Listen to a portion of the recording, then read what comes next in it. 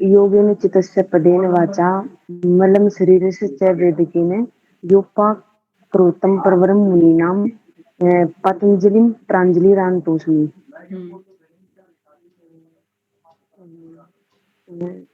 तपस्वाध्याय ईश्वर प्रणिधानानि क्रिया योग है। समाधि भावनार्थ कलेश तनुकरणार्थस्य अविद्या अस्मिता राग देश अभिनिवेशा कलेशा अविद्या क्षेत्र मुतेषाम अविद्या क्षेत्र मुतेषाम प्रसुप्त तनु विचिन उदाहरणाम अनित्य असुचि दुख अनात्मसु अनित्य दुख सुख नित्य सुख अनित्य असुचि दुख अनात्मसु नित्य सूची सुख अनात्म खातिर अविद्या दर्क दर्शन शक्ति और एकात्मता युव स्मिता दुखानुसुई सुखानुसुई राग है दुखानुसुई देश है सवर्ष वायु विदेशों की तथा रूढ़ अभिनिवेश है अभिनिवेश है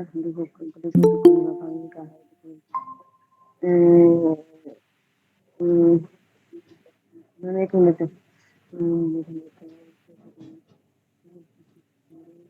टाइम का ध्यान रखें अपना। कलेश मूल कर्माशो दृष्टा दृष्ट जन्म वेदनीय कलेश मूल कराशो दृष्टा दृष्ट जन्म वेदनीय स्ति मूल्य तद्वीपाको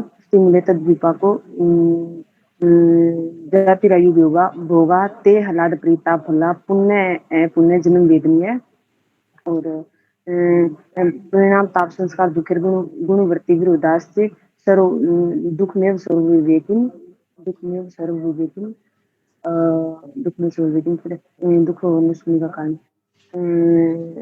यम दुख अनागतम दृष्ट दृष्ट दृष्ट दृश्यो शक्तियोर दृष्ट दृश्य शक्तियोर दृष्ट दृश्य शक्तियोर हेय हेतु प्रकाश क्रिया स्थितिशीलम भूत इंद्रियात्मक भोग अपवर्गार्थ दर्शन विशेष है विशेष लिंग मात्र अधिमानी परवानी दृष्टादर्शी माता शुद्धोपित तो प्रत्यनुपस है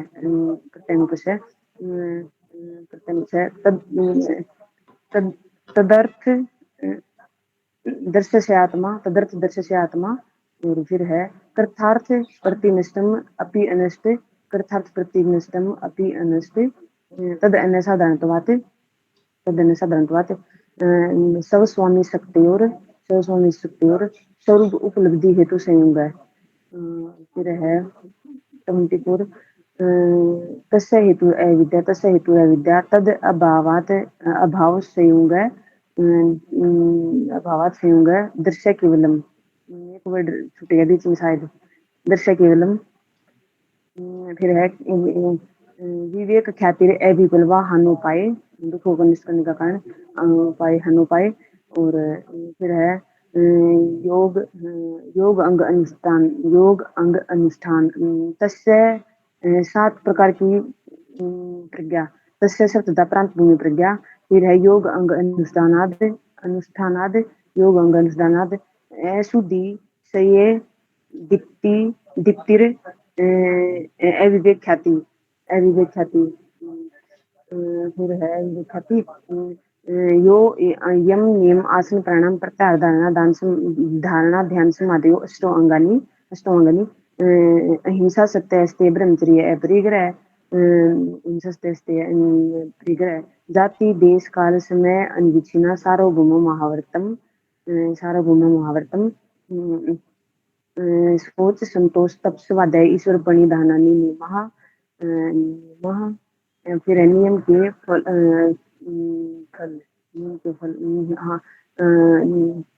वितर्क बाद में प्रतिपक्ष भावनम वितर्का अहिंसादि जो है हिंसादय कृत कारित अनुमोदिता मोह लोभ पूर्वका लोभ मोह पूर्वका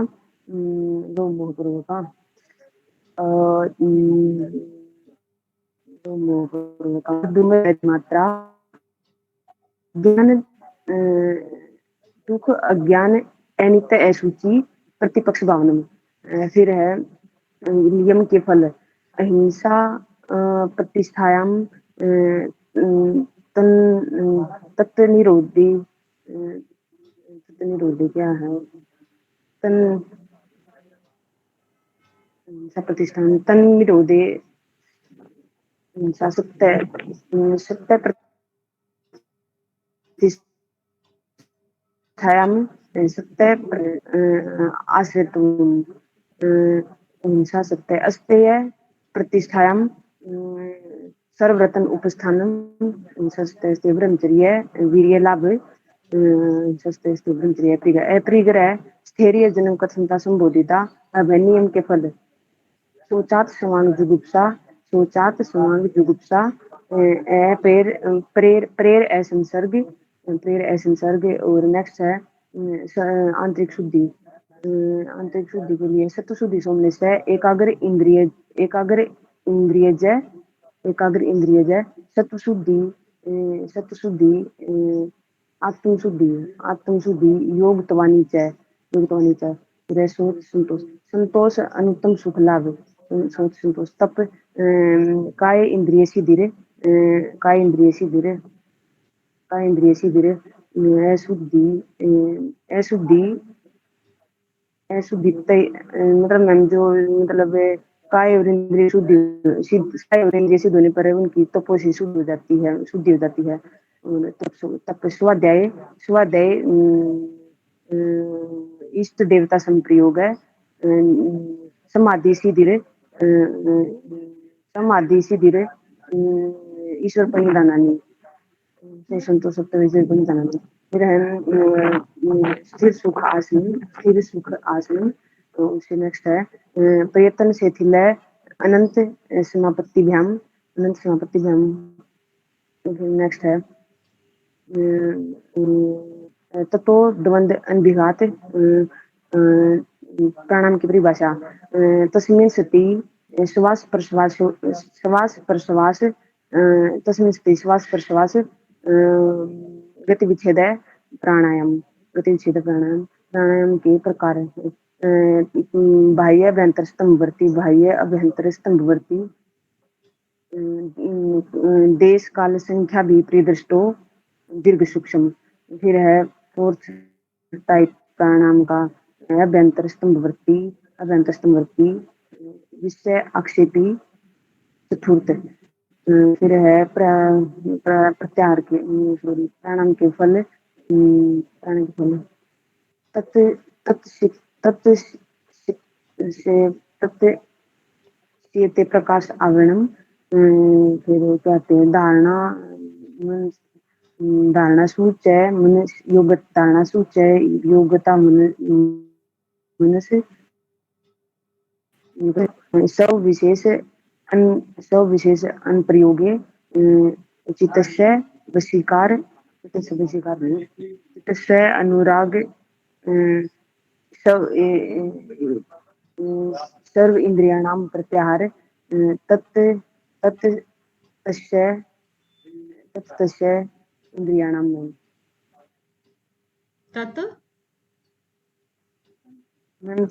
तपसे हाँ तपसे सर्व इंद्रियाणाम।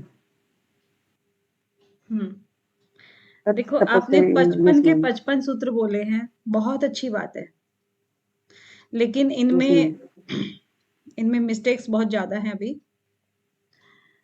और क्योंकि पहले ही मैं बता चुकी हूँ 55 सूत्र जो है ना अपने आप में बड़ी बात है कि लगातार आप सीक्वेंस के साथ में बोल रहे हो, ये आपकी बहुत बड़ी अचीवमेंट है। लेकिन बीच बीच में आपकी थोड़ी सी मिस्टेक। यस मैम मैम आज खाना भी नहीं खाया मैंने। हाँ तब की लगी रही हूँ उनको। हाँ थोड़ी थोड़ी ये मिस्टेक्स है आपकी कि जब भी आपने 5 बार लिखा होगा किसी भी सूत्र को तो आपका ध्यान भटक रहा होगा। यस मैम पूरी तरह से कंसंट्रेट नहीं था सूत्र लिखते समय। ठीक है, इसी का कारण ये है कि आपके बीच बीच में शब्द कुछ कुछ खाए हुए हैं और कुछ कुछ गलत प्रोनाउंस हैं।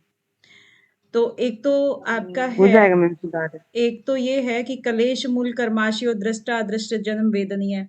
ये शायद आपने इन दोनों में से एक कोई मिस किया था, तब तक मेरे पास पेन नहीं था नोट डाउन करने के लिए। और दूसरा इनमें से या तो ये था या फिर नेक्स्ट था कि सती मूले तद विपाको। जातिरायु भोगा, कुछ कुछ ऐसे था। यानी कि जब आप इसकी रिकॉर्डिंग देखेंगी ना, इसकी रिकॉर्डिंग मैं पब्लिक नहीं करूंगी, सिर्फ मैं टेलीग्राम ग्रुप में डाल दूंगी, ठीक है। ओके तो मैम। उसमें से आप ओके अपनी मैम। रिकॉर्डिंग देखना और साथ में नोट साथ में रखना, फिर आप देखना कि आपने ओके कहाँ मैम। से कौन सी मिस्टेक की थी। सबसे अच्छा तरीका जी है ये मैम। अपने आप को पहचानने का, और कितने मिनट में आपने सुनाया है ये भी आप नोटिस करना, ठीक है। तो यस आपको मैम। अपना फीडबैक अपने आप मिल ओके। जाएगा, ठीक है। और दूसरी आपकी जो मिस्टेक थी कि तद्भावात संयोगा भाव, ये आपने खुद ही पकड़ ली थी कि आपने कुछ मिस किया है। तद अभावात संयोगा भाव हानम तदृश्य कैवल्यम, यस ठीक है। मैम। यस मैम, ये थोड़ी सी गलती थी इसमें हाँ, मेरी ये कुछ। आपने खुद ही बता दिया था कि कुछ मिस हो रहा है। और तस्य सप्तदा यस प्रांत मैम। भूमि प्रज्ञा, ये आपने ठीक बोला था। प्रज्ञा। हाँ, और अगला जो है योग अनुष्ठानाद अशुद्धि क्षय ज्ञान दीप्तिरा, आपने ये नहीं बोला। यस मैम, इसमें भी थोड़ी सी मिस्टेक थी मैम, इसमें भी हाँ, मेरी। एक आपने यम जो बताए थे सारे, अहिंसा सत्य अस्तेय ब्रह्मचर्य अपरिग्रह, सारे बता दिए, लेकिन आपने ये नहीं बताया कि ये यम है या नियम है, क्योंकि लास्ट में यमा भी आता है शब्द एक, ठीक यस है। मैम। इसके आगे फिर आपने दुख अज्ञान अनंत फला, एक वितर्क हिंसा दय कृतकारित अनुमोदिता लोभ क्रोध मोह यस मैम। पूर्वका मृदु मध्य अधिमात्रा, ये यहां से दुख अज्ञान अनंत फला, इसकी जगह आपने कुछ और बोला था, ठीक है। यहाँ पे भी मेरी गलती थी मैम। Yes ma'am. हाँ, इसके बाद है अहिंसा प्रतिष्ठायाम तत्सन्निधव वैर त्याग, आप इसको भी पूरी तरह से नहीं बोल पाए। तत्सन्निधव है कि क्या है, आप अर्थ समझ रहे हो हर चीज का, ये मुझे मालूम है कि आपको हर जी मैम। सूत्र का अर्थ मालूम है कि कैसे कैसे सीक्वेंस में आगे बढ़ना है, लेकिन जी संस्कृत के मैम। शब्द होने की वजह से कुछ कुछ आपकी मिस्टेक्स हो रही हैं बस, ठीक है। एक जी सत्य मैम, जैसे मेरे को प्रतिष्ठायाम, मैं बोल रही थी ना, हाँ, तो मेरे को पता भी चल रहा था कि हाँ यहाँ गलती है, यहाँ जैसे कुछ छूटा है, ऐसा हो रहा था, लेकिन हाँ, माइंड में नहीं आ रहा था। और ब्रह्मचर्य वीर्य लाभ है, मतलब प्रतिष्ठा छोड़ ही दिया आपने। प्रतिष्ठा शब्द जो है ना, प्रतिष्ठायाम, वो आपने थोड़ा सा यस मैम। कर दिया, ठीक है। संबोधिता बोलना, फिर अपरिग्रह स्थैर्य जन कथन था संबोधिता, तो ये संबोध है। इसी तरह से आपने जो यस मैम। आंतरिक शुद्धि की बात की थी, तो आत्म दर्शन नहीं बोला था, कुछ और बोला था इसकी जगह से।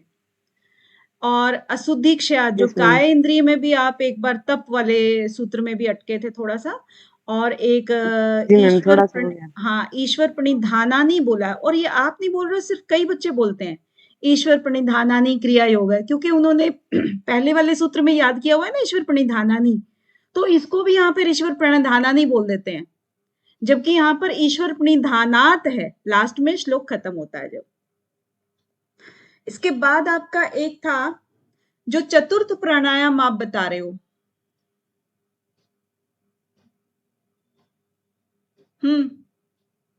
चतुर्थ जो बता रहे हो, उसमें क्या है, बाह्य, आपकी आवाज नहीं आ रही है। जी मैम, उसमें थोड़ी सी मेरी गलती उसमें थी।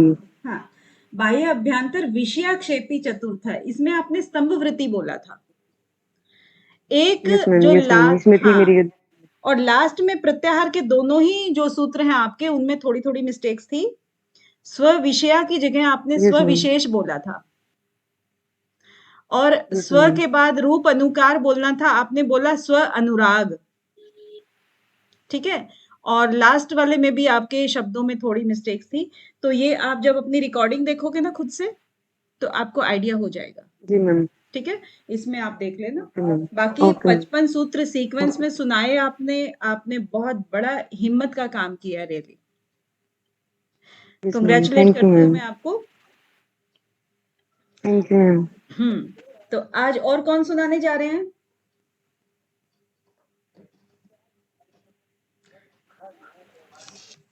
हाँ जी,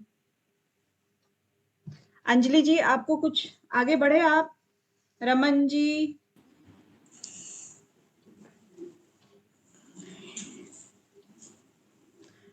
परवीन जी चले गए? ओके, अभी मैं जिससे पूछूंगी बस वही बताएगा, ठीक है। अंजलि जी बताएंगे ये। अंजलि जी,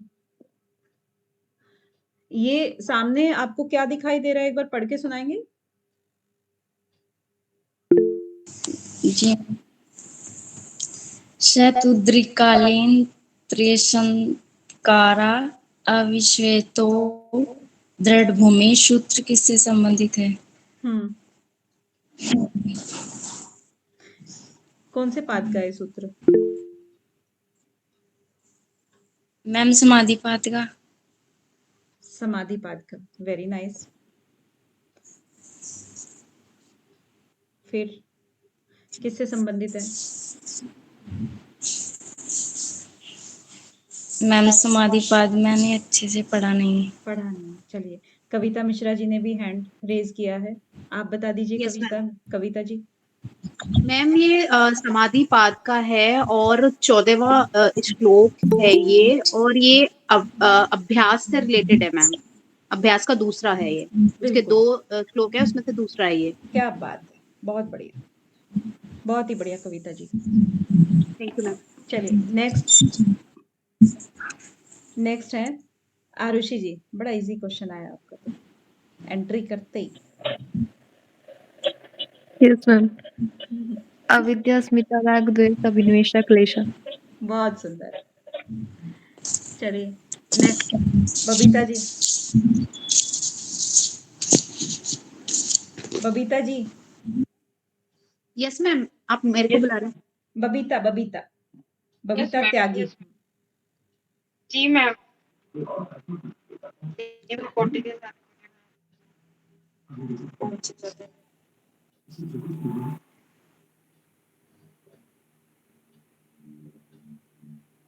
बताइए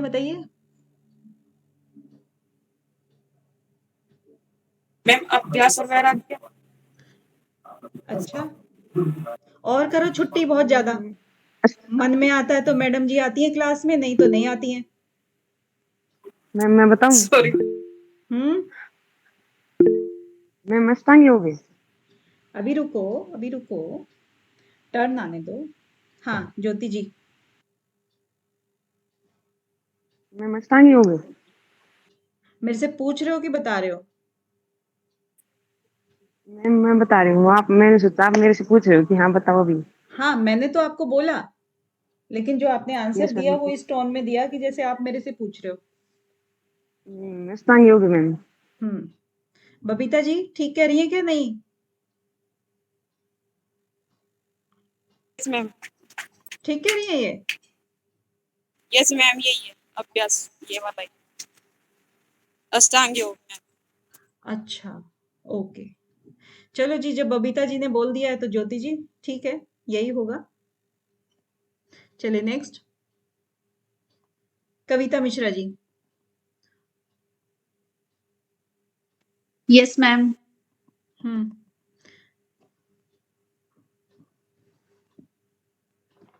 अविद्या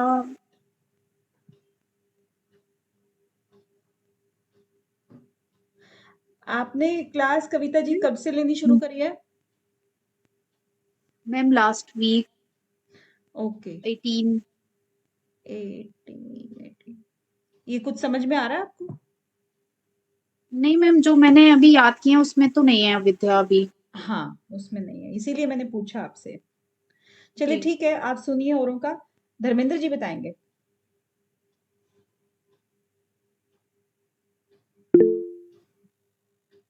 हाँ जी धर्मेंद्र जी बताएं।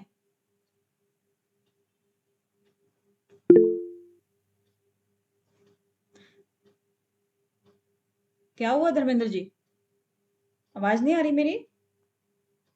जी मैम, आवाज आ रही है मैम। हाँ बताइए ना। अनित्य सूची दुख अनात्मेषु नित्य सूची सुख आत्मेषु ख्यातिर अविद्या। जी मैम। अच्छा ठीक है, लेकिन इसमें आपने सु 2 बार लगा दिया है। अनित्य, हाँ अनित्य अशुचि दुख अनात्मसु नित्य शुचि सुख आत्म। सुख आत्मेषु यानी मैम शुरुआत में नेगेटिव रहेंगे, बाकी पिछले वाले जो 4 रहेंगे वो पॉजिटिव रहेंगे। आत्मख्यातिर अविद्या। ठीक, बढ़िया।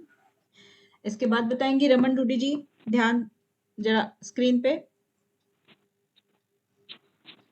रमन जी।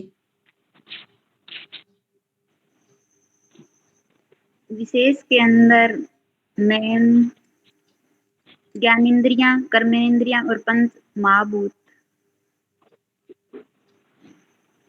कितने हो गए? और मन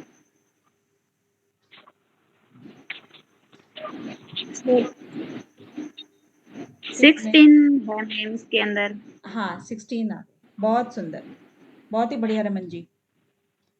ओके मैम, थैंक यू। चलिए नेक्स्ट श्वेता ठाकुर जी।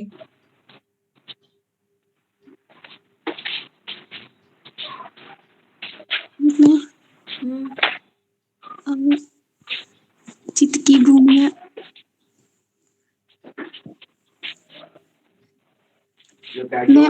क्षिप्त मूड विक्षिप्त एकाग्र निरुद्ध।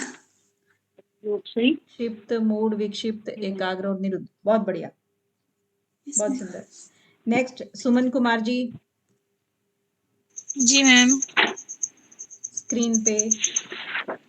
मैम क्रिया योग। Very nice. एक एक बार और टर्न आएगी, उसके बाद खत्म। अभी अंजलि जी की बारी है। हाँ हाँ जी अंजलि जी।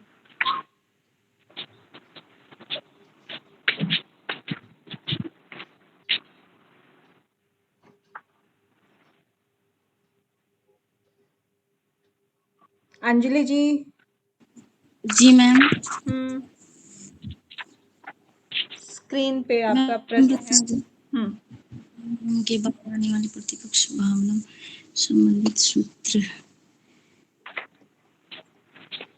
वितर्क बांधने प्रतिपक्ष भावना मैम। बढ़िया। एक और भी है, उसको और ज्यादा अच्छे से बताया गया है एक्सप्लेनेशन के साथ में। वितर्क अहिंसा अधिकृत कारित अनुमोदित लोभ क्रोध मोहपूर्वका मृदु मध्य अधिमात्र दुख अज्ञान अनंत फला इति प्रतिपक्ष भावना। वेरी गुड, बहुत अच्छे। आप पढ़ के सुना रहे हो कि याद किया हुआ है? जी मैम, मैंने कल भी सुना था आपको ही तो। हाँ बहुत अच्छे बहुत अच्छे बहुत अच्छे। आरुषि जी नेक्स्ट।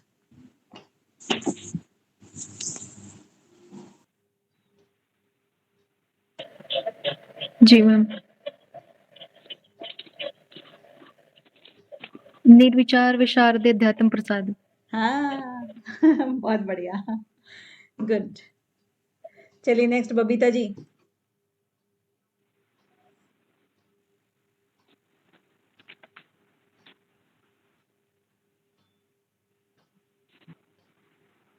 मैम ये दुख अनागतम।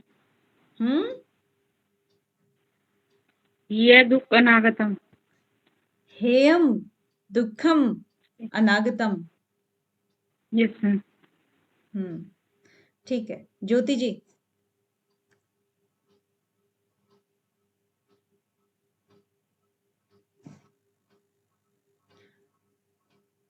ज्योति जी सुन रही हैं? चित्त मूड विक्षिप्त एकाग्र निरुद्ध।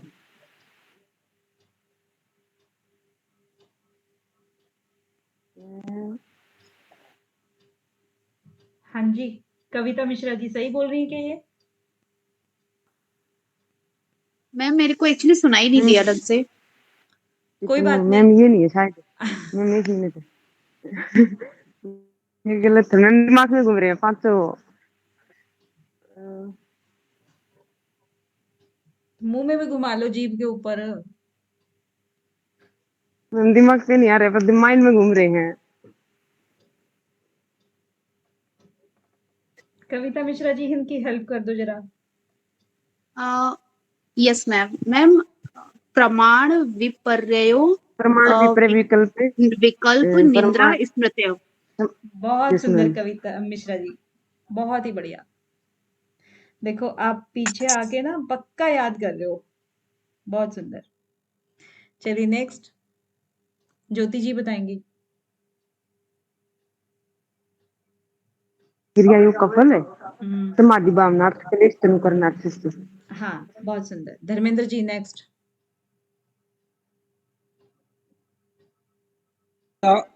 कोई ऐसा सूत्र सुनाइए जिससे प्रकृति और दृश्य का वर्णन हो। अच्छा मैम, कोई भी। दृष्टानुसर्विक विषय वितृष्णम। और मैम इसके बाद दृष्टा के 4 भेद हैं, विशेष, अविशेष, लिंग, अलिंगानी, गुण, पर्वाणी। और मैम तदर्थ एवं दृश्यात्मा कृतार्थ प्रति निष्ठम अपि अन्य नष्ट साधारणत्वात्। बस मैम 3-4 बता जी। और इसमें से ठीक कितने हैं तुम्हारे? अच्छा मैम, ऐसा 1 सेकंड मैम। और हाँ? दृश्य का वर्णन हो। दृष्टा, हाँ जी, प्रकाश क्रिया इसकी रिकॉर्डिंग सुनना, ठीक है? और उसके बाद देखना कि आपने इसमें से कितने ठीक बताए थे, क्वेश्चन को कैसे पढ़ा, कैसे समझा और आपने इसका आंसर क्या दिया। अपनी ही गलतियों से सीखना, ठीक है? ये आपका होमवर्क है। हाँ जी मैम, याद हो गया। दृष्टा दृश्य संयोगो हे हेतु। जी, मैं कुछ नहीं बताऊंगी, लेकिन आप इसको खुद ही अपना एनालाइज करेंगे। रमन जी नेक्स्ट। जी। इसका आंसर तो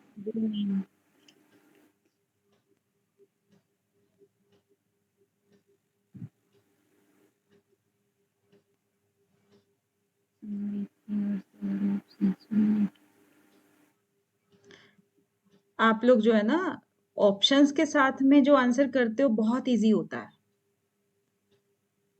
इस तरह से क्वेश्चंस जब करते हैं ना तो ज्यादा क्लैरिटी आती है। मैम ये मेरे को नहीं आता। आपने समाधि पाद किया हुआ है?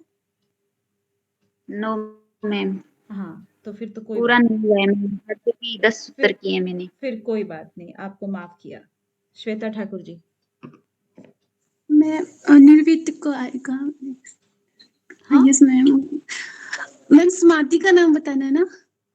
आप ये देखो ना क्वेश्चन में क्या लिखा हुआ है। स्मृति शुक्ल अर्थ समाधि पाद का श्लोक है। निर्वित का मैम आएगा।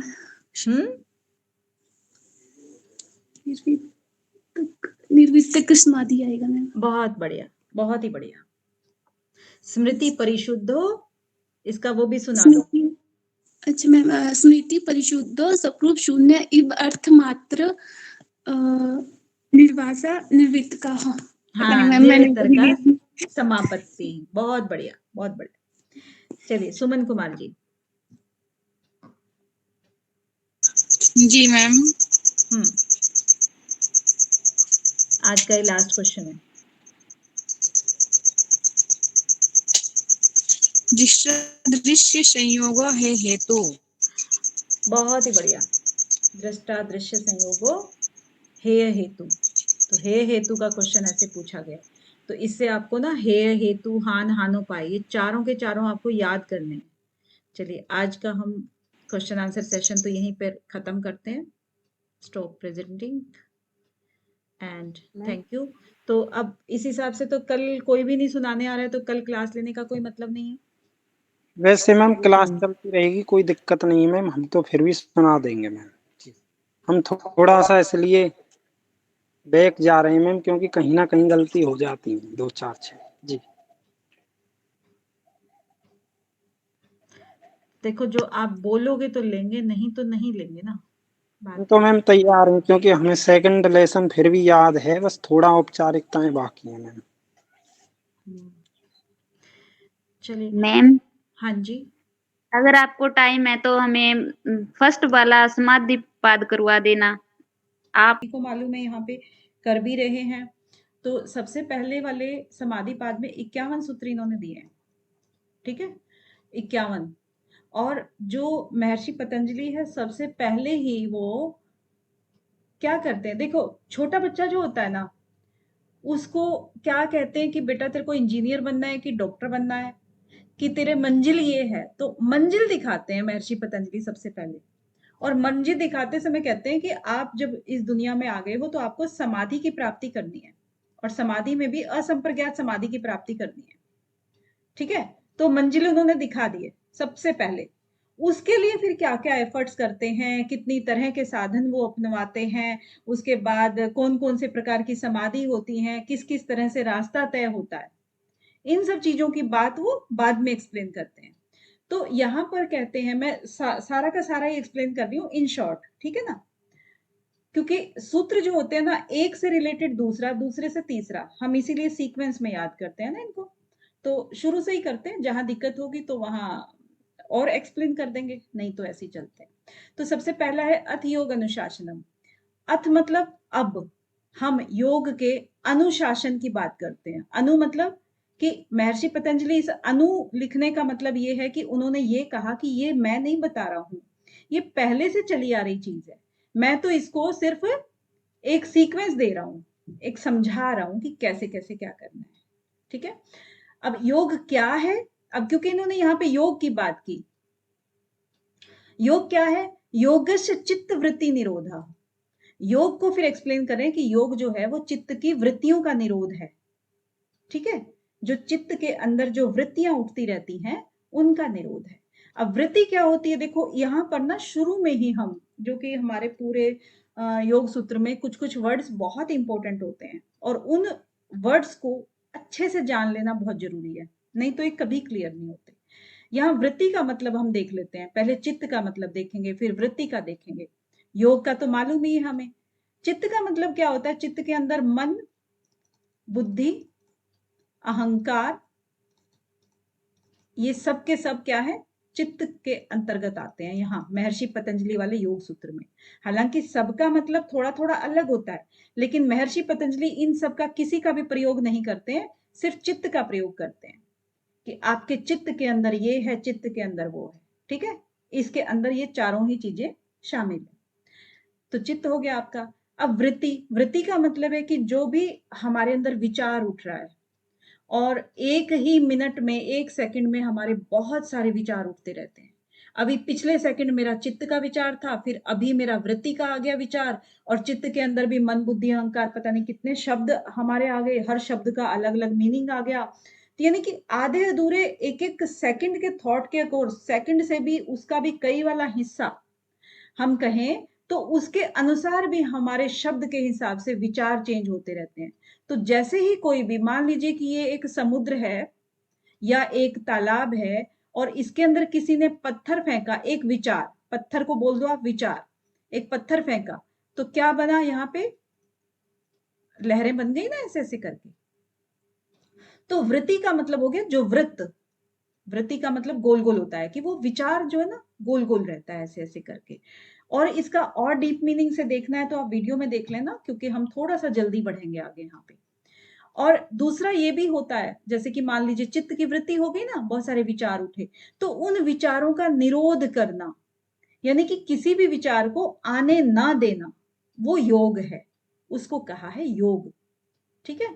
अब जबकि उसने विचारों को आने से रोक दिया, किसने, साधक ने, तब तदा, तब दृष्टु यानी दृष्टा जो था, आत्मा जो था, दृष्टा देखने वाला, उसने, या पुरुष कह सकते हैं उसको, वो स्वरूपे अवस्थानम, वो अपने ही स्वरूप में स्थित हो जाता है, क्योंकि उसने सारी की सारी प्रकृति की जितनी भी चीजें थी उन सबको छोड़ दिया, सारी वृत्तियों को छोड़ दिया, विचारों को छोड़ दिया, और विषयों को जिनसे वो ग्रहण करके वृत्तियां बना रहा था, उन सबको छोड़ करके वो अपने ही स्वरूप में स्थित हो जाता है, ठीक है।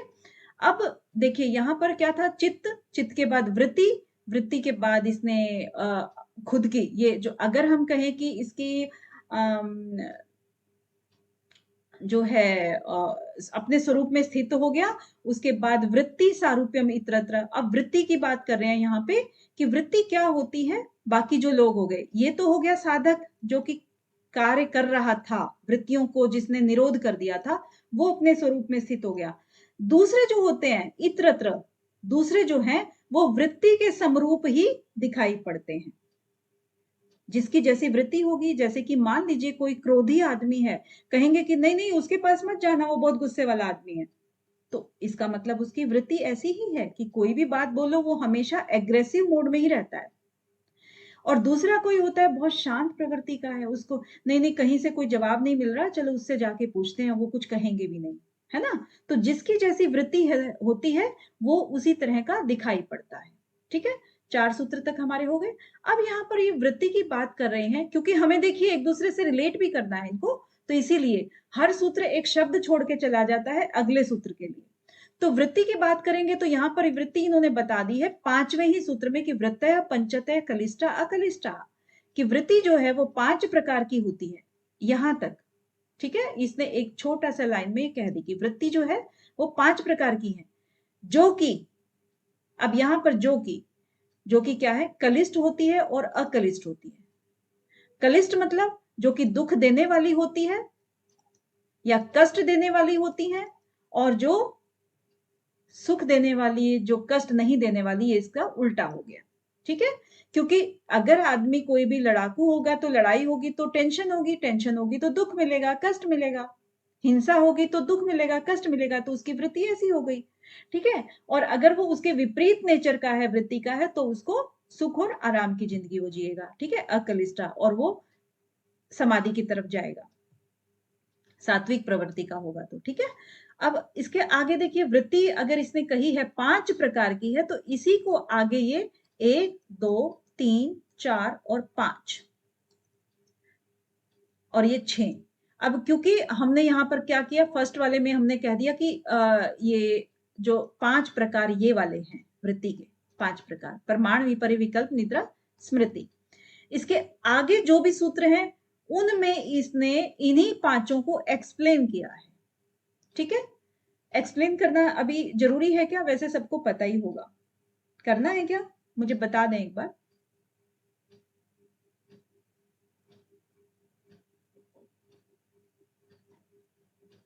नहीं मैम। नहीं, ठीक है, आगे बढ़ते हैं हम कि इन्हीं 5 को इन्होंने एक्सप्लेन किया 11 सूत्र तक। ठीक है, अब ये वृत्ति को एक्सप्लेन करने के बाद अब कहते हैं कि जो वृत्तियां हैं इनको हम निरोध कैसे करें, भाई इनको रोकें कैसे हम, क्या तरीका है रोकने का। तब 12वें सूत्र में एक्सप्लेन करते हैं कि अभ्यास वैराग्याभ्याम तन्निरोधा, अभ्यास और वैराग्य से चित्त की वृत्तियों का निरोध हो सकता है। ठीक है, ये महर्षि पतंजलि ने इनको उपाय बता दिया है। और ये उपाय देखिए, यहां पर कहीं पर भी ये नहीं कहा गया है कि ये उच्च कोटि के हैं, ये मध्यम कोटि के साधकों के लिए है, वो निम्न कोटि के साधकों के लिए, ऐसा तो कहीं नहीं कहा है। लेकिन फिर भी भाष्यकार ऐसा कह देते हैं तो हमें ये चीज दिमाग में रखनी होगी। आगे 13वें सूत्र में क्या कहते हैं कि जो इन्होंने अभ्यास और वैराग्य की बात की, ठीक है ना, 2 शब्द का इस्तेमाल किया ना चित्त की वृत्तियों को रोकने के लिए, तो अभ्यास को आगे अगले 2 सूत्रों में एक्सप्लेन करेंगे और वैराग्य को वो 15 और 16 में करेंगे। अभ्यास के लिए कहते हैं कि तत्र स्थितो यत्नो अभ्यास, कि जो यत्न करना होता है, किसी भी चीज का प्रयास करना है बार बार करने का। ठीक है, किसी को अगर सब्जी बनानी नहीं आ रही है तो बार बार सीखेगा उसको सब्जी बना करके कि भाई कितना नमक सही होता है, कितना मिर्च सही होती है, तो उस चीज का यत्न करेगा तभी तो वो अभ्यास होता है ना, कि वो अभ्यास कर रहा है किसी चीज का, है ना। तो उसको कहते हैं, ये अभ्यास की परिभाषा एक तरह से व्याख्या हो गई। अब और अभ्यास को और एक्सप्लेन करते हैं कि स तु दीर्घ काल निरंतर्य सत्कारा आसेवितो दृढ़ भूमि। अब आज किसी से यही सूत्र था जो पढ़वा रहे थे, उसको ठीक से पढ़ा नहीं जा रहा था, तो उसको अलग अलग तोड़ करके ऐसे लिखा हुआ है। ठीक है ना, स तु दीर्घ काल निरंतर्य सत्कारा आसेवितो दृढ़ भूमि, यानी कि दीर्घ काल तक अभ्यास कैसे होता है, ये इस सूत्र में बताया है कि दीर्घ काल तक यानी लंबे समय तक निरंतरता के साथ, यानी कि लंबे समय में मैं आज कर लूं, 4 साल बाद कर लूं, और उसके और 2 साल बाद करूं, फिर करूं, तो फिर वो याद ही नहीं रहेगा। अब जैसे धर्मेंद्र जी बोल रहे हैं कि मैंने आपको सुना दिया था, ठीक है, अब सुना दिया था तो उन्होंने कब सुनाया था, पहले सुनाया था, आज कह रहे हैं मुझे याद नहीं है। अगर वो निरंतरता के साथ इसको याद करते तो आज उनको याद होता, है ना। तो इसी तरह से सभी लोग हैं जो पुराने हैं, जिनको याद थे लेकिन अब वो भूल चुके हैं, तो निरंतरता नहीं रखी ना उन्होंने, दीर्घकाल तो हो गया लेकिन निरंतरता नहीं रखी।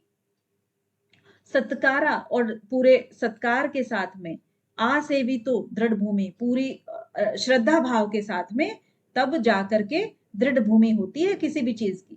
ठीक है, अब आगे क्या कहेंगे, ये तो हो गया अभ्यास का पार्ट।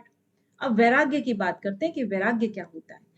दृष्टानुश्रवी के विषय वितृष्णा से वशीकार संज्ञा वैराग्यम, कि जो देखे हुए, दृष्ट और सुने हुए, देखे और सुने गए विषय, क्योंकि जब भी हम इंद्रियों से भोग करते हैं किसी भी चीज का विषय ग्रहण करते हैं इंद्रियों से, तो जाहिर सी बात है कि या तो हम डायरेक्ट करते हैं या हम सुन करके करते हैं, कान से किया, देख कर किया, आंख से किया, देख कर किया, कान से किया, सुन करके किया, ठीक है ना, तो डायरेक्ट हो गया उसका। तो जब उन चीजों से हम वितृष्णा कर लें, उन चीजों से जब हम वैराग्य ले लें कि भाई हमें किसी से कोई मतलब नहीं है, कोई कुछ भी कहे हमें कोई फर्क नहीं पड़ता। एक तो सुनना हो गया कि हमें फालतू की बातें नहीं सुननी है। दूसरा, आप देख रहे हो कुछ भी चीज को और आप उसमें इन्वॉल्व नहीं हो रहे हो, तो भी एक वैराग्य हो गया कि देखी और सुनी गई चीजों से वितृष्णा कर लेना, वैराग्य ले लेना, उसको कहते हैं अपने आपने अपनी इंद्रियों को वश में कर लिया, वशीकार संज्ञा वैराग्य। सबसे कठिन वैराग्य होता है एक तरह से, क्योंकि जब आप दुनिया में इन्वॉल्व होते हो ना, उससे हटने की पहली सीढ़ी है ये। अब उसके बाद दूसरे सूत्र में कहते हैं कि तत् परम पुरुष ख्यातिर गुण वैतृष्णम, कि उससे जब परम पुरुष का ज्ञान हो जाता है, उस जो पुरुष ख्याति, जो हमारी जो गुण होता, पुरुष होता है, अंदर आत्मा होती है, जब हम ये सब वैराग्य कर लेते हैं तो हमें पुरुष का ज्ञान हो जाता है। तो उससे जब हम गुणों से भी वितृष्णा कर लेते हैं, और गुणों से मतलब यहाँ पर क्या है, सत्व रजतम, ये 3 गुण होते हैं ना, इनसे भी जब हम वैराग्य कर लेते हैं, यानी कि धीरे धीरे जब अगर हम तामसिक और राजसिक प्रवृत्ति में होते हैं, तो जब हमें पूरा छोड़ना होता है उसको और अपने आप के अंदर आत्म स्वरूप में आना होता है, तब सबसे पहले हम रज और तम को खत्म करते हैं। किसके सहारे? सत्व गुण के सहारे, क्योंकि हमें सात्विकता आएगी तभी हम इन अपनी क्रियाओं को, जो समाज के प्रति हम अननेसेसरी उसको अपनी एनर्जी को वेस्ट कर रहे थे, उनसे हम अपने आप को खींचेंगे ना, तामसिक प्रवृत्ति भी हमारी खत्म होगी और राजसिक भी खत्म होगी, और उसके बाद लास्ट में आकर के सत्व गुण भी हमारा खत्म हो जाएगा। यानी कि सभी गुणों से जब हम वितृष्णा कर लेते हैं तब हमें उस पुरुष का ज्ञान हो जाता है। अब देखिएगा कि संप्रज्ञात समाधि की व्याख्या है। अब देखा जाए तो ये 15-16 जो वैराग्य की है, अपर वैराग्य और पर वैराग्य, 16 और 17 जो है, एक तरह से ये संप्रज्ञात और असंप्रज्ञात को ही बता रहे हैं। लेकिन फिर भी इन्होंने कहा है नाम देकर के संप्रज्ञात क्या चीज है। संप्रज्ञात, इसका एक मीनिंग होता है, सम का मतलब देखिए हमेशा क्या होता है, ठीक ठीक, ना कम ना ज्यादा। देखिए कोई भी चीज ज्यादा होगी ना तो वो भी अच्छी नहीं होती है ना, समयक, बिल्कुल, हाँ जी। तो संप्रज्ञा यानी कि जो एकदम ठीक ठीक जो बुद्धि होती है हमारी, विवेक बुद्धि होती है, उसकी बात कर रहे हैं, ठीक है। तो 17वें में आपको डाउट है ज्योति जी, हम देख रहे हैं अभी। तो इसमें क्या होता है कि वितर्क विचार आनंद अस्मिता रूप अनुगमात संप्रज्ञात। तो यहां पर क्या कह रहे हैं, संप्रज्ञात का मतलब समझाया ना अभी तो, कि हम बात किसकी कर रहे हैं अभी, सूत्र की। इसका मूल जो है शब्द वो संप्रज्ञात है। अब संप्रज्ञात समाधि घटित कैसे होती है, ये इसके 4 सीढ़ियां हैं, 1 2 3 और 4 सीढ़ियां हैं यहाँ पर। हम इसको अगर ये वाली कर लें, ऐसे करके सीढ़ी बना लें, तो ये हमारी सीढ़ी हो गई। यहां पर जो हम यहां पर हैं बिल्कुल जमीन पर, तो ये हमारा हो गया वितर्क, ये हमारा हो गया विचार, ये आनंद और ये अस्मिता, ठीक है। जब ये सारी छूट जाती हैं तब ये सब कंप्लीट होने पर तो असंप्रज्ञात, और ये अगर यहां पर हम बैठ जाएंगे तो वो असंप्रज्ञात हो गई, ठीक है, यहां पर हो गई। तो सबसे पहले, क्योंकि चलना जब शुरू करते हैं हम, तो इस दुनिया से ही चलना शुरू करते हैं ना, सबसे पहली सीढ़ी से जंप तो नहीं लगाते हैं कभी भी। अगर हम मेडिटेशन करेंगे तो एकदम से हमने सोचा आंख बंद कर ले और मेडिटेशन कर ले, ये कभी भी पॉसिबल नहीं होता है, जिसने कभी भी मेडिटेशन का व्यवहार ना किया हो, प्रैक्टिस ना करी हो। तो उसके लिए सबसे पहला जो स्टेप होता है वितर्क होता है। वितर्क का मतलब क्या होता है कि कोई भी चीज जो आप स्थूल चीज से ले लें, और स्थूल चीज यानी कि भगवान कृष्ण की मूर्ति लगा लीजिए, या गाय लगा लीजिए, या विष्णु भगवान की, जिसका जो भी मन कर रहा है वो मूर्ति आप सामने रख सकते हो। तो जब सामने आप रखोगे, स्टूल नहीं स्थूल तो उसको सामने जब भी आप रखोगे, मान लीजिए आपकी ये जो कृष्ण जी की मूर्ति है यहाँ पर के, ठीक है, और यहाँ पर आप बैठे हैं ध्यान साधना में, ठीक है, और यहाँ से जब आप इसको देखोगे कृष्ण जी की मूर्ति को, तब आपका जो स्थूल स्थूल है ना, ये चीज तो दिख रही है हमें, किसी चीज की बनी हुई है, स्थूल चीज है, विचार आ रहे, वितर्क, यानी कि हमें अब शब्द अर्थ और ज्ञान, शब्द अर्थ और ज्ञान, ये आपका उस क्वेश्चन का भी आंसर है जो कि आपने पूछा था, समापत्ति वाला, शब्द अर्थ और ज्ञान, ठीक है। इन तीनों चीजों से आपको ये पता है कि ये श्री कृष्ण की मूर्ति है, नाम आपको पता लग गया, शब्द, इट मीन्स ये क्या है, शब्द हो गया। और ये मूर्ति है, मूर्ति है तो इसका क्या मतलब हो गया, अर्थ हो गया ये, ठीक है। आपको ये पता लग गया कि भाई जो ये मूर्ति किस चीज की है, हमारे मंदिर में या कहीं भी हम जाते हैं तो हम बिल्कुल पता लगा लेते हैं कि ये मूर्ति उनकी है, उन भगवान की है। अब ज्ञान, ज्ञान का मतलब हुआ कि श्री कृष्ण की क्या क्या उनकी हैबिट्स थी, कैसे कैसे वो गुण थे उनके, तो वो ज्ञान हो गया कि कहाँ से वो आए, कहाँ जन्म लिया, कहाँ पे उन्होंने युद्ध किया, किसको मारा, क्या किया, तो वो सब चीजें ज्ञान के अंतर्गत आती हैं, ठीक है। तो ये तीनों चीजें, लेकिन यहां पर क्या है कि आपने सिर्फ देखा है तो वो वितर्क हो गया, क्योंकि हम खुली आंखों से हमने देखा चीज को, फिर हमने उसके ऊपर धारणा, यानी कि बाकी विचारों को हम कंट्रोल करते हुए, जो हमारे बाहर के आ रहे थे, किसी का बेटा आ रहा है, बेटी आ रही है, या कोई पड़ोसन आ रही है, या कोई आंटी आ गई है, तो फिर हमारे जो जितने विचार थे, लड़ाई झगड़े या घर परिवार के, उन सब से को छोड़ते हुए हमने ध्यान क्या किया, श्री कृष्ण की मूर्ति पर कर दिया, ठीक है। और श्री कृष्ण की मूर्ति पर करते हुए तो फिर ये आ गया वितर्क में, यानी कि स्थूल चीज पे किया। इसके बाद नेक्स्ट स्टेप जो आया विचार वाला, विचार वाले पे क्या किया कि आपने अब आंखें क्लोज कर ली, आंखें बंद कर ली, ठीक है। आंखें बंद करने के बाद आपने सोचा कि मैं कृष्ण जी की मूर्ति पे ध्यान करता हूं। अब आपका विचार की बात आ गई, क्योंकि विचार क्या होता है, स्थूल से थोड़ा सा सूक्ष्म हुआ ना विचार, क्योंकि इसमें पंचभूत वगैरह कुछ भी नहीं है, तो सूक्ष्म हो गया इसका। अब यहां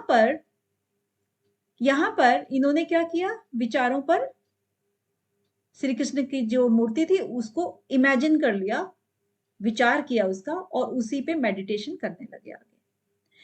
अब इसके बाद थर्ड स्टेज पे जब आते हैं, थर्ड स्टेज पे अब वो विचार था ना, श्री कृष्ण जी की मूर्ति थी, तो उसको भी भूल गए। अब भूलने के बाद वो ध्यान में जब और डीप गए तो उनको आनंद की अनुभूति होने लगती है। और ये सारी की सारी, अगर आप पंचकोश पढ़ोगे तो पंचकोश के अंतर्गत भी ऐसी ऐसी स्टेजेस ही होती हैं, ठीक है।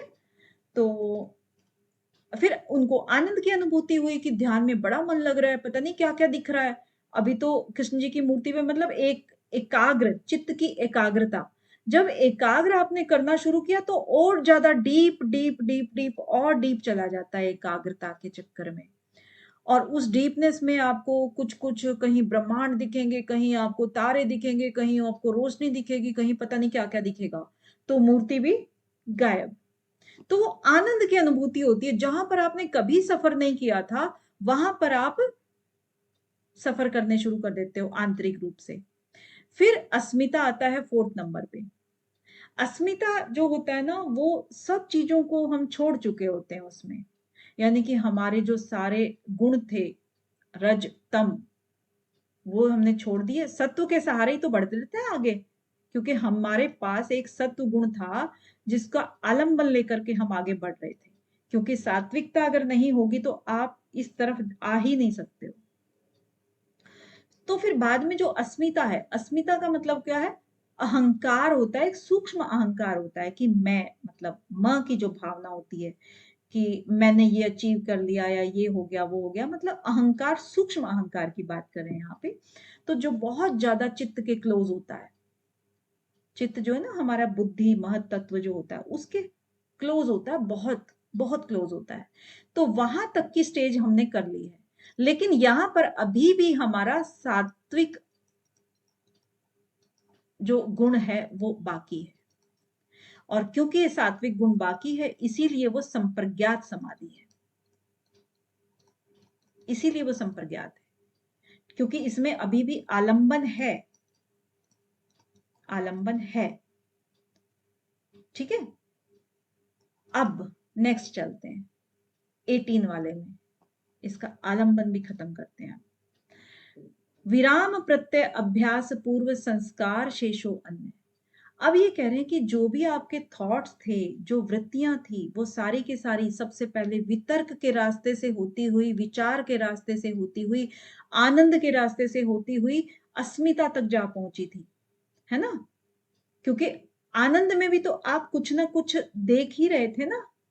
उसके बाद अस्मिता यानी कि म तो आ गया, अहम ब्रह्मास्मि जैसे होता है, तो म तो आ गया। अब उस अहम भाव के ऊपर भी जब विराम प्रत्यय यानी कि सारे प्रत्ययों पर, जो भी प्रत्यय मतलब जो भी चीजें उसको कर रहा था, उन सब पे जब विराम लग जाता है, कब कब कर रहा था ये सारी चीजें? जो अभ्यास कर रहे थे ना पूर्व में, कौन कौन से अभ्यास?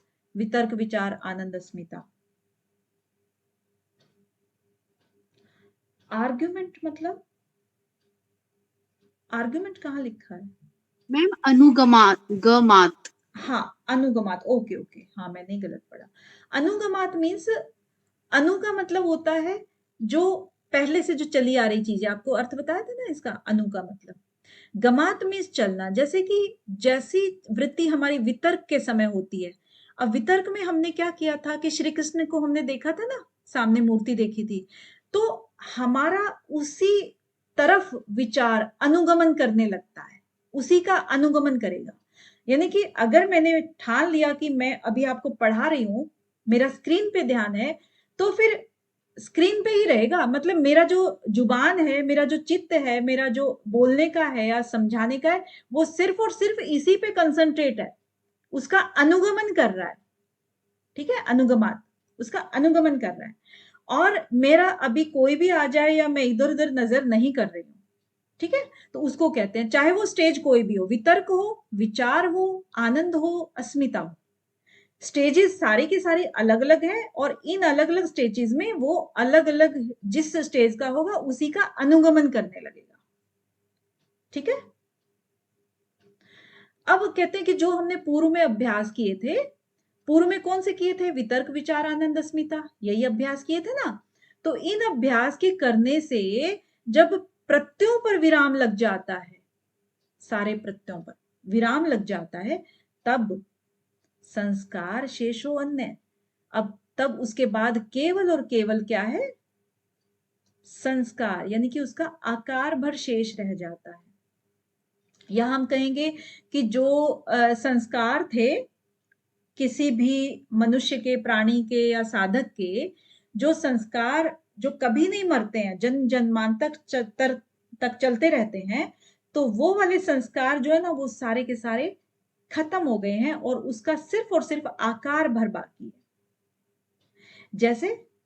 जैसे कि चना है, चने को बीज होता है, कोई भी चना बीज, चाहे गेहूं लगाओ, चाहे चना लगाओ, चाहे कोई भी, क्योंकि चने का नाम इसलिए ले रहे हैं कि भुने हुए चने हम खाते हैं और अक्सर वो सब लोग जानते हैं। तो जो चना होता है, वो अगर आप उसको मिट्टी में दबा दो तो पेड़ उग जाएगा, पौधा उग जाएगा ना उसका। और अगर हम उसको भून देते हैं तो क्या पौधा उग सकता है? अंकुरित हो सकता है वो? बताएं। No ma'am. बिल्कुल नहीं हो सकता ना। तो इसीलिए जब हमने इतने सारे अभ्यास किए ना, ये वितर्क, विचार, आनंद, अस्मिता, और सारे प्रत्ययों पर जब हमने विराम लगा दिया, तो वो हमारी जो शरीर की हालत है ना, वो एक भुने हुए चने के जैसी हो जाएगी। ठीक है, भुने हुए चने के जैसी हो जाएगी कि हम पर दोबारा जन्म नहीं ले सकेंगे। हमारा सिर्फ और सिर्फ शरीर का आकार शेष है। यहां तक ये हुआ। अन्य का मतलब यहां पर हुआ कि देखो, इसने सीधे सीधे असंप्रज्ञात का नाम नहीं लिया है। इन्होंने कहा कि ऊपर संप्रज्ञात है, तो नीचे जो है ना अन्य हो गई। अगर ये लक्षण हो जाते हैं तो वो अन्य समाधि है। अन्य का मतलब असंप्रज्ञात समाधि है। ठीक है, ठीक है ना? जितना हजम कर पाओ क्लियर है उतना मैम, ही सुनना भी जी मैम। क्लियर है मैम। क्लियर है ना? हाँ, जितना हजम कर पाओ उतना ही सुनना मैं तो सारा अभी करा भी दूंगी, मुझे कोई दिक्कत नहीं है। नहीं मैम, ज्यादा मत करवाइए। ज्यादा नहीं कराना है ठीक है, जाएंगे मैम एक ही दिन में। चलो मैं 20 तक तो करा दूं, नहीं 22 तक करा दूं। Yes ma'am. 22 तक इसलिए कह रही हूँ कि अभी संप्रज्ञात असंप्रज्ञात की जो बात करी थी ना, तो उसमें कह रहे हैं कि ये जो संप्रज्ञात असंप्रज्ञात है, ये कौन लोग हैं जो इसको प्राप्त करते हैं।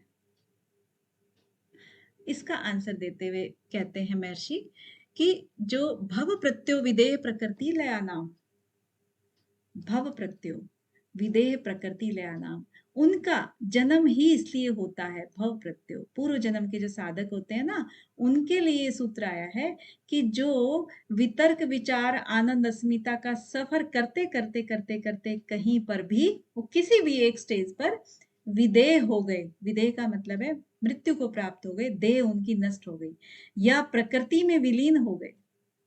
ठीक है, ये लया नाम जो है वो आपका विदेह के पीछे भी जाता है और प्रकृति के पीछे भी जाता है, विदेह लया नाम और प्रकृति लया नाम। ठीक है, तो जो भी साधक ऐसे थे जो संप्रज्ञात समाधि की तरफ जाते जाते विदेह या प्रकृति के अंदर विलीन हो गए, उनका जन्म ही होता है आगे के सफर के लिए। 20वें में कहते हैं कि जो इस जन्म के साधक हैं, यानी कि जिनका योग का कोई एक्सपीरियंस नहीं है पूर्व जन्मों में, उनके लिए ये बताए गए हैं 5 साधन, जिसको साधन पंचक भी बोलते हैं। साधन पंचक हमारे सिलेबस में अगर आप देखोगे तो ये साधन पंचक एक शब्द का नाम दिया हुआ है, एक शब्द दिया हुआ है, और ये साधन पंचक यहीं से आते हैं कि श्रद्धा वीर स्मृति समाधि प्रज्ञा पूर्वक इतरे शाम। इतरे शाम का मतलब है जो दूसरे लोग हैं, यानी कि पहले वाले लोग कौन थे, जो पूर्व जन्म के साधक थे, और दूसरे इतरे शाम मतलब दूसरे लोग, कौन से लोग, जिन्होंने समाधि का कुछ भी नहीं पता उनको एबीसी, लेकिन इस जन्म में आकर के उनको ऐसी कोई सत्संग में बैठ गए वो किसी दिन, या कोई ऐसी चीज उन्होंने सुन ली कि वो प्रभावित हो गए उससे, और उनका भी मन करने लग गया कि हम जो है ना योग मार्ग में आगे बढ़ेंगे। तो उनके लिए 5 साधन बताए हैं, श्रद्धा, वीर्य, स्मृति और समाधि और प्रज्ञा। ठीक है, 5 साधन ये हो गए। इसके बाद फिर कहते हैं कि जो करने वाले हैं साधना की गति, किसी ने तो सुन लिया और सुन के कहा ठीक है हम कर लेंगे, तो वो साधना की जो जितनी जिसकी गति तेज होगी वो उतनी ही जल्दी उस पर आसन्न हो जाएगा, बैठ जाएगा, उसको प्राप्त कर लेगा। ठीक है, और 22वें में क्या कहते हैं कि मृदु मध्य दिमात्र तत्वा ततोपि विशेषा, यानी कि जो साधक होते हैं वो मृदु प्रकृति के होते हैं, यानी कि एक ने सुन तो लिया लेकिन वो अपनी मर्जी से ही करेगा, मन करेगा तब करेगा, नहीं तो नहीं करेगा, मन मौजी इसको बोल सकते हो आप। ठीक है, मन मौजी टाइप का है, नेगेटिव फॉर्म में नहीं है उसका कि भाई मुझे योग जो है ना बुरी चीज है या साधना बुरी चीज है, वो ये नहीं मानता है, लेकिन करेगा तो अपनी मन की करेगा, मन से करेगा। फिर होता है मध्यम प्रकृति के। मध्यम प्रकृति में क्या कहते हैं कि भाई हाँ उसने रूटीन शुरू कर लिया लेकिन एक लिमिटेड टाइम देता है बस उसको, 1 घंटा डेली दिया, 2 घंटे डेली दिए बस उसने, लेकिन वो कंटिन्यू कर रहा है। ठीक है, और फिर आता है अधिमात्र। अधिमात्र क्या होता है कि वो तीव्र गति का होता है, यानी कि उसने तो बस ये देख लिया कि भाई यही तो लक्ष्य है हमारा, यही लक्ष्य है, तो बाकी के काम तो सारे गौण है, मैं बाकी काम करूं ना करूं ये तो मुझे करना ही करना है। इसको वो 6 घंटे भी देगा, 8 घंटे भी देगा, 10 घंटे या 12 घंटे 15 घंटे जो भी देगा, लेकिन ये यही काम करेगा, ये इसका प्राइमरी काम हो जाता है। फिर सबसे पहला यही काम है, बाकी के काम बाद में। तो जाहिर सी बात है इन तीनों में से अगर आप मिलाओगे तो सबसे पहले कौन आसन्न होगा, तीव्र संवेगा नाम आसन्न, सबसे पहले कौन आसन्न होगा अपनी मंजिल पे, अधिमात्र वाला में। हाँ जी अधिमात्र वाला होगा, बिल्कुल। तो यहाँ पर आज खत्म करते हैं। ठीक है, और बाकी का देख लेना, कैसे आपको करना है। Okay ma'am, thank you. हाँ जी मैम थोड़ा सा धागा और सूत्र थोड़ा समझा दीजिए ना। धागा सूत्र मीन्स मतलब जैसे हम योग सूत्र पढ़ रहे हैं मैम, तो कोई पूछेगा कि सूत्र का क्या मतलब है, इस तरह से पूछ रहे हैं मैम। अच्छा ओके, धागा और सूत्र, योग सूत्र। देखिए अभी जो मैंने आपको बताया ना कि हम क्या कर रहे हैं, सूत्र मतलब होता है धागा, ठीक है ना, और योग का मतलब हम जानते हैं, योग का मतलब योग होता है जो महर्षि पतंजलि ने जितने भी उपाय बताए। तो सूत्र यहाँ पर इन्होंने क्यों बोला है योग सूत्र की, इन्होंने स्टेप बाय स्टेप आप बोल सकते हो इसको, कि हर चीज को एक्सप्लेन किया है महर्षि पतंजलि ने कि, और अभी मैं आपको बता भी रही हूं कि इसका मतलब क्या है, क्यों इन्होंने ऐसा, मतलब क्या चीज हो रही है जिसके थ्रू कि ये कर रहे हैं, कैसे रिलेट कर रहे हैं सूत्र को। जैसे कि मान लीजिए इन्होंने एक पहली मणका था, मणके होते हैं ना सूत्र के अंदर जो मोती पिरोए जाते हैं, है ना, मान लीजिए ये सूत्र है ना, ये माला बनानी है, इन्होंने 51 सूत्र की माला बनानी है। तो एक जो मणका है इन्होंने कह दिया कि अथ योग अनुशासनम, ठीक है। अब योग अनुशासनम, इन्होंने कहा कि अब हम योग की चर्चा करेंगे और उसका अनुशासन जो है वो कैसे करना है, उसका पालन कैसे करना है, ठीक है, कैसे कैसे समझना है। तो पहले इन्होंने इंट्रोडक्शन दे दिया, एक मोती पिरो दिया, उसके बाद अगला मोती पिरोया कि भाई योग की इन्होंने बात करी, तो योग को एक्सप्लेन तो करना पड़ेगा ना कि भाई आप अनुशासन कह रहे हो, आप किसी भी चीज को कह रहे हो योग की, तो योग चीज क्या है ना। तो योग से चित्त वृत्ति निरोध है, अगला मंड का उन्होंने पिरोया कि योग का जो योग क्या है, चित्त की वृत्तियों का निरोध करना योग है, यानी कि रिलेट किया ना योग से, फिर आगे एक्सप्लेन किया। अब कहते हैं कि चित्त वृत्ति निरोध किसकी होती है, चित्त मतलब कौन है वो जो जिसका चित्त की वृत्ति निरोध होती है, मतलब क्या चीज है ये, चित्त कहाँ से आता है, उसकी वृत्ति कैसे बनती है, और वृत्ति का निरोध करने से होता क्या है। मतलब मेन चीज आप ये बोलो कि चित्त की वृत्ति का निरोध करने से क्या होता है ना। तो इसी को फिर अगले सूत्र में एक्सप्लेन कर दिया कि तदा दृष्टु स्वरूपे अवस्थानम, तब दृष्टा अपने स्वरूप में स्थित हो जाता है, ठीक है। अब इसने ये तो कह दिया कि एक एक पक्ष बताया ना फिर, क्योंकि इस दुनिया में तो दोनों पक्ष हैं, जो साधक है और जो साधक नहीं है।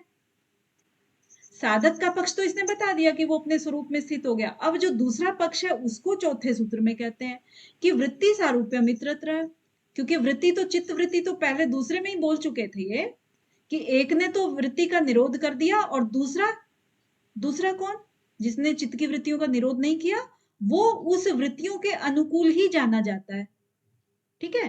तो इस तरीके से करके ये मोती पिरो रहे हैं, ये मोती मतलब एक एक सूत्र को पिरो रहे हैं धागे में, ठीक है। तो योग सूत्र, अब ये वृत्ति का नाम लिया तो आगे कहते हैं कि 5 प्रकार की होती है, यानी कि एक चीज से दूसरी चीज को रिलेट करते हुए आगे बढ़ रहे हैं, और इसी रिलेशन को ही बढ़ाते हुए हम योग सूत्र को याद कर पा रहे हैं, नहीं तो हम याद भी नहीं कर पाते।